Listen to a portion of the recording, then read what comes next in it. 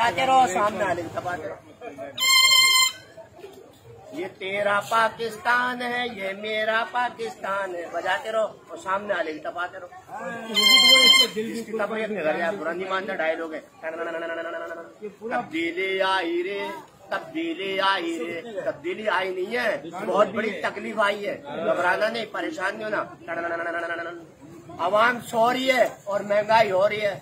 मुन्ना रो रहा है और दूध महंगा हो रहा है, और मुन्ने का अब्बा नफसियाती हो रहा है, और मुन्ने के अम्मा महंगे जेल में बहुत ज्यादा नफसियाती हो गया। ये सब कुछ तब्दीली में हो रहा है। ये वतन हमारा है, समझ में नहीं आ रहा है।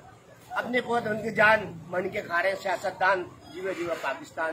पाकिस्तान का मतलब क्या? सारे पैसे दल्ला और मुल्क से फरार हो जाए। पाकिस्तान जिंदाबाद, और पाकिस्तान से जिंदाबाद नहीं तो मार जाएगा। लाहौर लाहौर है और कराची उसका शोर है, कमा के देता है। जो गया उसका कोई गम नहीं, तो जाए वो उससे भी कम नहीं। तब्दीली आई रे, तब्दीली आई रे, रोक सको तो रोक लो, महंगाई आई रे, महंगाई आई रे। बजाते रहो और सामने आने की तपाते रहो। जिसकी तकरीब निभर जाए, नहीं मानना, डायलॉग है।